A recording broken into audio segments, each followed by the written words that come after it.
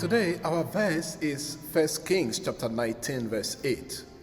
And he arose and ate and drank and went in the strength of that food 40 days and 40 nights to Horeb, the mountain of God. Elijah, the great prophet, had the rain for 3.5 years. If you read 1 Kings chapter 17, verse 1. He multiplied food for himself and the widow of Zarephath and her son in 1 Kings chapter 17, 14 to 16. Later he brought the widow's son back to life when he died in 1 Kings 17, 18 to 24. Elijah also confronted King Ahab and the prophets of Baal on Mount Carmel, where he stood alone against 450 prophets of Baal in 1 Kings chapter 18. When Jezebel, the wife of Ahab, learned that Elijah had killed the prophets of Baal, she sent a message to him that she would make his life like the lives of the prophets he had killed. As a result, Elijah was afraid and ran for his life from the northern kingdom of Israel to Beersheba at the border of the southern kingdom of Judah in 1 Kings chapter 19, 1 to 3. 1 Kings chapter 19 exposes Elijah's weakness. He left his servant in Beersheba and went alone on a day's journey into the wilderness. This action suggests that he was frustrated and depressed. His depression is further reinforced by his desire to die. He cried to God, "Oh Lord, I have had enough. Take my life. I am no better than my ancestors."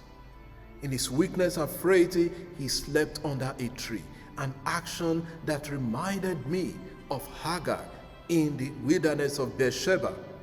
In both cases of Hagar and Elijah, God sent angels to rescue them from death by bringing them food. So an angel touched Elijah while he was sleeping and asked him to get up and eat. Elijah got up, ate and drank, and slept again. The angel came a second time, woke him, and asked him to eat and drink, or else the journey would be too far. In our verse, Elijah rose, ate and drank. With the strength of that food, he walked for 40 days and 40 nights to the mountain of God, Horeb. The mountain of God, Horeb, is the same mountain, Sinai, where Moses received the law. Elijah's journey for 40 days and 40 nights reminds us of the journey of the Israelites in the wilderness for 40 years. If you read Numbers chapter 14, 33 to 34.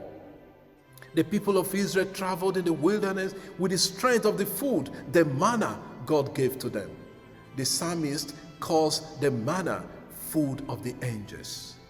Elijah eats the food of the angel here too. What is the symbolism of 40 days and 40 nights? In the Old Testament, 40 symbolizes a period of purification and recreation, testing and preparation and divine encounter. The rain of the flood purged the old creation and ushered in a new creation in Genesis chapter 7 to 9. It was a period of suffering and purification and recreation. The people of Israel were to spend 40 days in the wilderness. Still, God turned each day to a year due to their sin. If you read Numbers 14:34. Therefore, they spent 40 years in the wilderness, a time of purification from sin, testing, and preparation to enter into the promised land, a period of trial for them. Read Deuteronomy chapter 8, verse 2.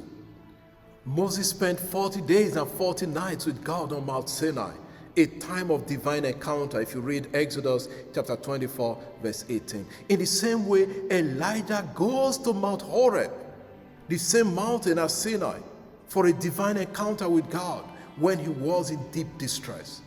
Ultimately, Elijah is energized to return to his ministry at the end of this encounter. For us today, we may be going through a period of depression, desperation, suffering, or pain. Never give up. There is hope. If we persevere through the wilderness, we will reach the place of encounter with God, and the story will change like that of Elijah. Lord, give us the grace to persevere through the storms of life and bring us to enjoy a divine encounter with you that will change our stories from bad to good. Amen. God bless you. Have a lovely and wonderful day.